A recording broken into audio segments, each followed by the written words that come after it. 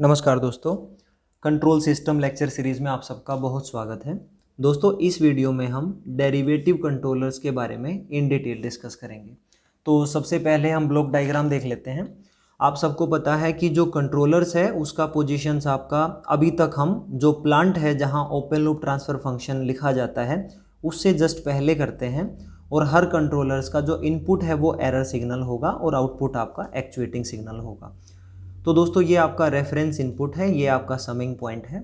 Summing point से बाहर निकलने वाला सिग्नल आपका एरर सिग्नल होता है, और कंट्रोलर से बाहर जाने वाला सिग्नल आपका एक्चुएटिंग सिग्नल होता है, राइट। ये जी ऑफ सी है, यानी जो कंट्रोलर है उसका ट्रांसफ़र फंक्शन, जो भी यहाँ मिलेगा वही यहाँ बॉक्स में लिखेंगे। और ये आपका ओपन लूप ट्रांसफ़र फंक्शन है विदाउट कंट्रोलर जो होता है किसी कंट्रोल सिस्टम का, और इसका जो ओपन लूप कंट्रोल सिस्टम है वो हमारा टाइप 1 और सेकेंड ऑर्डर का हम रखते हैं। So this is s+2 zeta omega n multiply with s। तो ये यहाँ पे दोस्तों यूनिटी फीडबैक नेटवर्क हमने यूज़ किया है। अब बात करते हैं डेफिनेशंस की। तो डेफिनेशंस में नाम से ही पता लगता है, डेरिवेटिव कंट्रोलर यानी एक ऐसा कंट्रोलर जिसका output directly proportional to time derivative of inputs हो। तो दोस्तों, यहाँ पे जो आउटपुट होगा वो मान लीजिए a of t actuating signal है, and this must be directly proportional to the time derivative यानी d by D t of input signal. Input signal आपका एरर सिग्नल है, that is e of t. तो दोस्तों, इसके बाद अगर आप प्रोपोर्शनल कांस्टेंट यहाँ लगाओगे तो ये प्रोपोर्शनल्स का साइन हट जाएगा। This is A of T that is equal to के डी। के डी आपका क्या है? प्रोपोर्शनल कांस्टेंट है, and this is D of E of T by D T.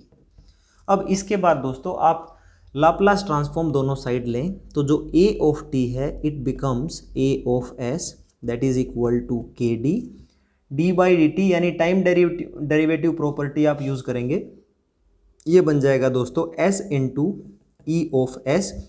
आगे ई ऑफ जीरो भी होता है, लेकिन इनिशियल कंडीशंस हम यहाँ जीरो मानते हैं, तो सिर्फ इतना ही एक्सप्रेशंस लिखेंगे।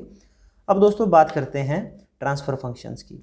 तो जो ट्रांसफ़र फंक्शन होता है वो होता है output that is A of S divided by input that is E of S in Laplace transform with no initial conditions. तो दोस्तों ये ए ऑफ एस है, ई ऑफ एस आप इसके नीचे लेके जाएंगे तो यहाँ बचेगा के डी इंटू एस। ये आपका फाइनली ट्रांसफ़र फंक्शन होगा। तो जो आपका डेरिवेटिव कंट्रोलर है उसका ट्रांसफ़र फंक्शन है के डी मल्टीप्लाई विद एस। तो यहाँ लिख देते हैं this is K D multiply with S. अब दोस्तों बात करते हैं ओपन लूप ट्रांसफ़र फंक्शंस की। यहाँ पे ये कंट्रोलर है, इसका जी सी आपका ट्रांसफ़र फंक्शन है, ये जी है, ओपन लूप ट्रांसफ़र फंक्शंस है, दोनों कैस्केड में कनेक्ट हैं। तो अगर दोनों को equivalent overall forward transfer function हमें निकालना होगा तो दोनों को मल्टीप्लाई करना होगा। तो ये बनेगा दोस्तों K D multiply with S and again multiply with omega N square divided by S into S plus 2 zeta omega N. तो दोस्तों यहाँ s से s कैंसिल हो जाएगा, और जो ओवरऑल ट्रांसफ़र फंक्शन होगा ओपन लूप ट्रांसफ़र फंक्शन, अब वो बन जाएगा this is K D omega N square divided by S in S plus 2 zeta omega N. तो दोस्तों यहाँ से आप ये देखिए कि इसका टाइप कितना है। इस overall open loop transfer functions का टाइप 0 है, लेकिन जो ऑलरेडी हमारा कंट्रोल सिस्टम था वो हमने अज्यूम किया था टाइप 1 ऑर्डर 2। तो दोस्तों यहाँ जो टाइप 1 था वो टाइप 0 में कन्वर्ट हो गया, जो ऑर्डर 2 था वो ऑर्डर 1 में कन्वर्ट हो गया। इसका मतलब जो सेकेंड ऑर्डर है वो अब फर्स्ट ऑर्डर सिस्टम्स में कन्वर्ट हो गया है। इसका मतलब ये प्रैक्टिकली इन अप्रोप्रिएट रिजल्ट्स है, यानी हमारा जो कंट्रोलर है वो इस कैस्केड कनेक्शंस में यूज नहीं होगा। तो इसीलिए दोस्तों इस डेरिवेटिव कंट्रोलर्स को हम टैकोमीटर कंट्रोलर भी कहते हैं, यानी जो हमारा डेरिवेटिव कंट्रोलर्स का ट्रांसफ़र फंक्शन है वो हम एज ए फीडबैक नेटवर्क्स में यूज़ करेंगे, और यहाँ लिखेंगे this is K D into S.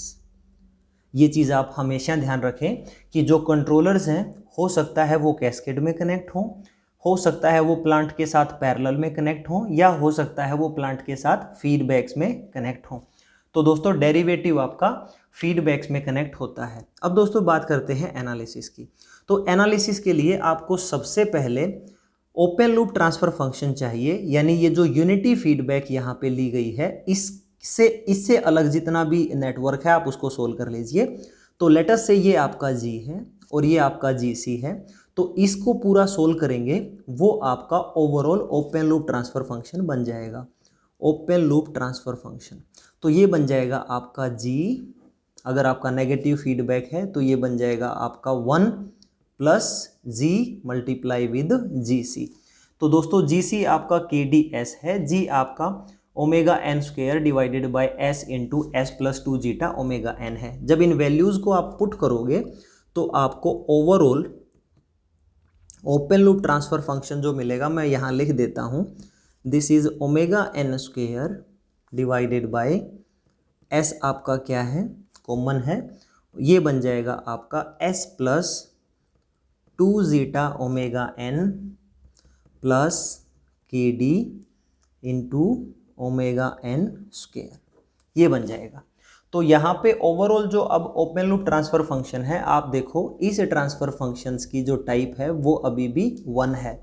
तो दोस्तों इसके लिए आप क्या करोगे, सबसे पहले KV निकाल लो, टाइप 1 है तो आपका वेलोसिटी एरर कांस्टेंट निकालना पड़ेगा, और वो होता है आपका limit S tends to 0 S into overall open loop transfer function. तो S इंटू ये एक्सप्रेशन लिख दीजिए, omega N square divided by S into S plus 2 zeta omega N plus KD omega N square. दोस्तों S से आपका S cancel होगा और यहाँ पे जो KV आपको मिलेगा वो होगा आपका ओमेगा एन, आप कॉमन लेंगे तो ऊपर सिर्फ ओमेगा एन बचेगा, ये 0 हो जाएगा, ये बनेगा आपका 2 जीटा और ये बनेगा आपका KD इंटू ओमेगा एन। और इसके बाद दोस्तों आपको पता है कि जो स्टडी स्टेट एरर है वो 1 अपॉन वेलोसिटी एरर कांस्टेंट होता है। तो जो स्टडी स्टेट एरर है वो इसका जस्ट रेसिप्रोकल आपको लिखना है, वो बन जाएगा आपका 2 zeta upon omega N plus KD। तो ये है आपका steady state error with derivative controllers. तो दोस्तों यहाँ से ये चीज़ पता लगती है कि जो आपका KD है, अगर आप KD को इंक्रीज करोगे तो स्टडी स्टेट एरर क्या होगा, KD इंक्रीज करोगे तो स्टडी स्टेट एरर भी आपका इंक्रीज हो सकता है। और इसी के साथ यहाँ एक और कंक्लूजन लिखते हैं, ये ओवरऑल ट्रांसफर फंक्शन आ चुका है जो ओपन लूप है। अब आप क्लोज्ड लूप ट्रांसफर फंक्शंस में कन्वर्ट कर सकते हो। उसके बाद जो कैरेक्टरिस्टिक्स इक्वेशन बनेगी, यानी क्लोज्ड लूप ट्रांसफर फंक्शन जब निकालोगे उसके बाद जो उसका डिनोमिनेटर होगा उसे हम कैरेक्टरिस्टिक्स इक्वेशन कहेंगे। लेट अस से वो इक्वेशन है हमारी, आप सोल्व कर लेना, मैं यहाँ डायरेक्ट लिख देता हूँ, दिस डिनोमिनेटर प्लस नोमिनेटर्स, वो इनडायरेक्टली आपकी कैरेक्टरिस्टिक्स इक्वेशन हो जाती है। तो ये बनेगा दोस्तों S square plus 2 omega N S brackets में होगा आपका zeta plus KD omega N divided by 2 plus omega N square equal to 0। तो दोस्तों अगर मैं इसको इन जनरल जो इक्वेशन होती है कैरेक्टरिस्टिक्स उसके साथ कंपेयर करूं तो ये S square as it is plus 2 omega N S, तो इसका मतलब ये क्या होगा, ये हमारा क्या होगा, जीटा डैश होगा, यानी एक नया डैम्पिंग फैक्टर बनेगा और ये आपकी नेचुरल फ्रीक्वेंसी स्क्वायर में होगी। तो यहाँ से ये पता लगता है कि जो जीटा डैश है उसकी वैल्यू बन जाती है zeta plus KD omega N divide by 2। यानी अगर दोस्तों यहाँ से आप अगर KD को इंक्रीज करते हो तो डेफिनेटली क्या होगा, आपने यहाँ KD को इंक्रीज किया तो दोस्तों KD आपका नोमिनेटर्स में है, इट मीन्स जो जीटा डैश है वो भी इंक्रीज हो जाएगा। तो इसका मतलब ओवरऑल विद डेरिवेटिव कंट्रोलर्स आपका जो डैम्पिंग फैक्टर है वो भी बढ़ जाएगा। अगर डैम्पिंग फैक्टर बढ़ेगा तो डेफिनेटली आपका जो पीक ओवरशूट्स है वो कम हो जाएगा और सिस्टम आपका डेफिनेटली अब ज़्यादा स्टेबल होने की कोशिश करेगा, तो सिस्टम आपका ज़्यादा स्टेबल हो जाएगा। ये तो एडवांटेज है दोस्तों। लेकिन यहाँ स्टडी स्टेट एरर से हमने देखा कि जब भी हम केडी को बढ़ाते हैं तो मीनवाइल क्या होता है, केडी इंक्रीज होने से स्टडी स्टेट एरर भी इंक्रीज हो जाता है। इसका मतलब जो एक यहाँ पे हमें फ़ायदा मिला कि सिस्टम आपका स्टेबल तो हो रहा है, लेकिन साथ साथ सिस्टम आपका इनएक्यूरेट भी हो रहा है क्योंकि स्टडी स्टेट एरर आपका इंक्रीज हो जाता है। तो दोस्तों इसी रीजन की वजह से हम डेरिवेटिव कंट्रोलर्स को भी इंडिविजुअल कंट्रोलर्स की तरह कभी यूज़ नहीं करते हैं। So this is the in detail study of derivative controller. I hope you like this video. Thank you so much for watching this video.